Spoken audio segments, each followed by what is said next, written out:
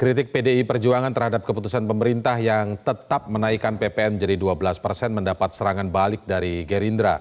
Koalisi pemerintahan di DPR menuding PDI Perjuangan menyudutkan pemerintahan Prabowo dan meminta menunda PPN 12%. Kita malam ini akan membahasnya dengan Wakil Ketua Komisi 11 DPR RI dari fraksi Partai Gerindra, Muhammad Hekal, dan kemudian politikus PDI Perjuangan Hendrawan Supratikno dan analis politik Adi Praetno. Selamat malam Bapak-Bapak.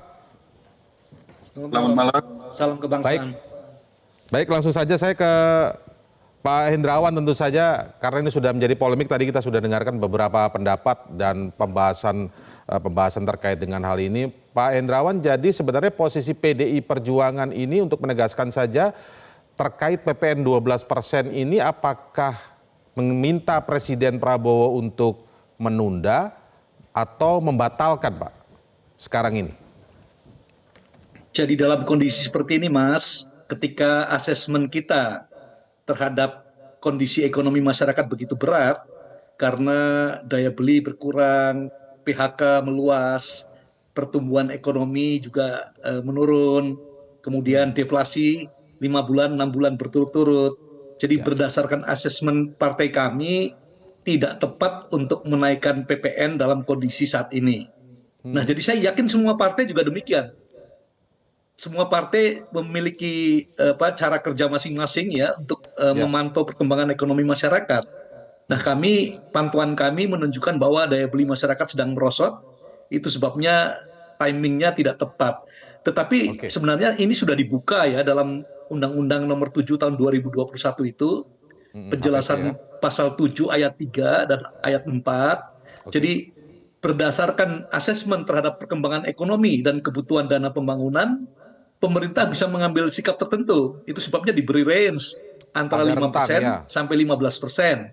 Hanya memang harus diakui, mestinya hal-hal seperti ini sudah dibicarakan pada saat pembahasan Undang-Undang APBN 2025 yang sudah selesai bulan September 3 bulan yang lalu.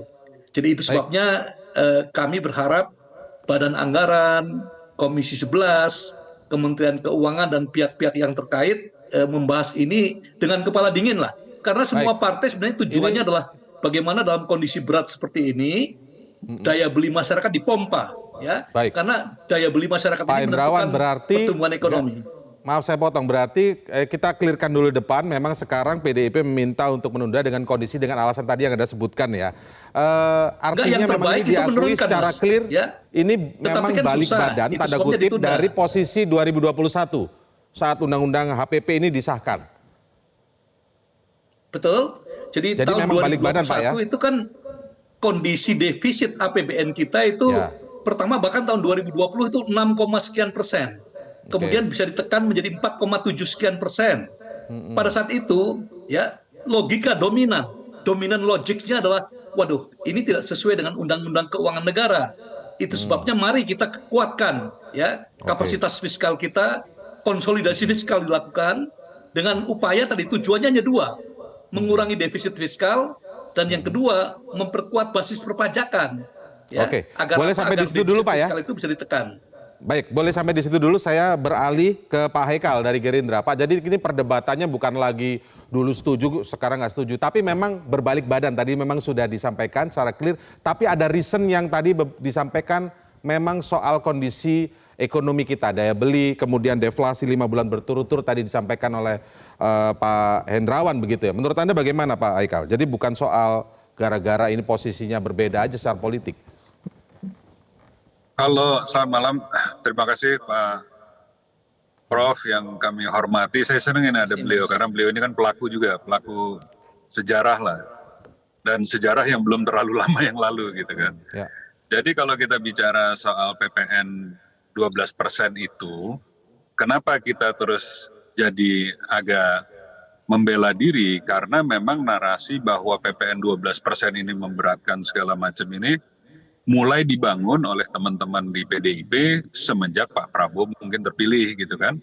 Padahal pada saat itu kan masih kekuasaan dipegang oleh Pak Jokowi dan oleh partainya Pak Hendrawan Supratikno ini. PDI Perjuangan. Nah, bahkan sampai ya PDI Perjuangan, bahkan kalau saya perlu ingatkan di periode 2019-2024 itu yang memutus, ini kan Komisi 11, kemudian di dalam pembahasan anggarannya itu melalui Banggar.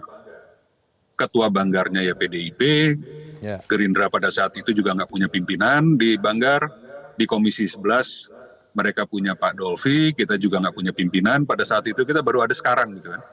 Nah Pak Prabowo juga baru dilantik kan 2 bulan yang lalu.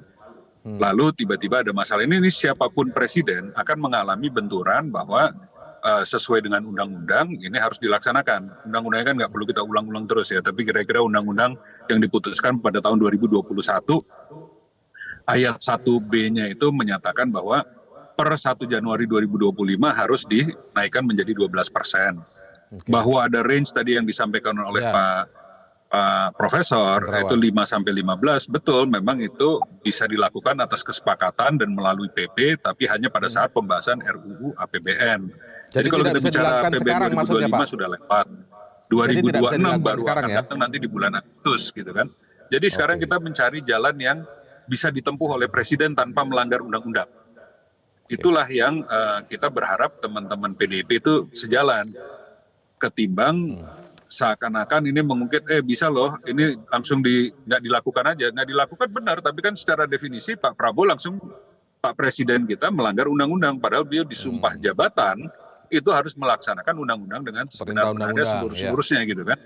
Jadi kalau memang terus kayaknya santai gitu, digiring untuk melanggar hukum gitu kan. Nah kita juga nggak mau itu, makanya kita repot-repot mencari jalan termasuk waktu itu ada rombongan delegasi lah dari DPR setelah paripurna penutupan itu, masa sidang kemarin, berangkat ke istana memang atas janji menyampaikan aspirasi keberatan masyarakat terhadap naiknya PPN ini dalam kondisi yang sedang lesu. Jawabannya Pak Presiden itu sangat mengembirakan kita. Oh iya, saya juga tahu, saya sepakat lah. Ini kita tetap jalanin undang-undang, tapi kita pilih-pilih. Kita jalanin undang-undang ini khusus untuk barang mewah aja. Kira-kira malah kesepakatannya untuk barang-barang yang terkena PPNBM. Yang terkena PPNBM itu kan jelas daftarnya gitu kan. Karena menurut kajiannya adalah yang memang terdampak dengan kondisi ekonomi ini kelas menengah ke bawah. Kalangan atasnya masih bisa survive. Jadi kita mau coba bebankan melaksanakan undang-undang ini khusus untuk kalangan atas aja. Kan? Nah makanya keluar dari situ beliau malah meminta kita yang menyampaikan press conference. Makanya adalah press conference pada hari itu menyampaikan 3 hal. Hal pertama adalah bahwa kita tetap melaksanakan amanat undang-undang. Yang kedua kita akan melakukannya secara selektif. Untuk item-item yang barang mewah akan kita kenakan PPN 12%, yang lainnya tetap. Lalu yang ketiga, kita juga menyampaikan aspirasi bahwa kalau bisa, ini sejalan nih apa yang disampaikan Pak Profesor, rakyat kepengen ini diturunin PPN-nya. Nah kalau untuk diturunin, kembali ke mekanisme, dia bilang oke, ini saya terima aspirasinya dan akan saya bahas dengan tim, dan tentunya apapun keputusannya, kita akan sembari memantau pelaksanaan setelah bulan Januari ini sampai nanti kita pembahasan RUU APBN pada siklusnya mungkin di bulan Agustus nanti. Agustus. Pak, jadi yang tadi soal assessment dulu, jadi untuk rentang 5-15% itu sudah tidak bisa dilakukan sekarang ya Pak ya? Itu nanti akan dievaluasi di Agustus Pak ya? Ya, jadi kalau memang itu yang, mohon maaf, kenapa teman-teman Gerindra keberatan itu, ini kan narasi yang dibangun seakan-akan itu bisa dilakukan kapan aja. Nah padahal itu jelas tuh ada siklusnya. Nah yang kita keberatan harusnya teman-teman yang paling tahu tentang siklus ini, yaitu teman-teman PDIP, yang satu mimpin panjanya, yang bikin undang-undangnya, yang satu malah ngetok APBN-nya kemarin gitu kan.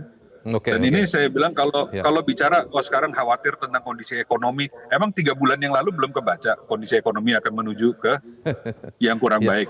Tapi saya minta pendapat tanggapan dari Pak Hendrawan dulu. Tahun 2021 kenapa mengunci diri bahwa itu harus diberlakukan pada tanggal 1. Nah itu malah saya tanya ke teman-teman yang di periode lalu itu yang dorong-dorong supaya ini tetap segera di ACC, rekannya Pak Prof Hendrawan, Pak Dolfi gitu kan. Makanya kita kaget di bulan Baik, sebelum ke Mas Adi ya.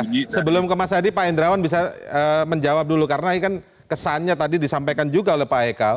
Masa iya teman-teman PDIP mau mendorong-dorong presiden melanggar undang-undang begitu loh? Itu kalau salah saya kira.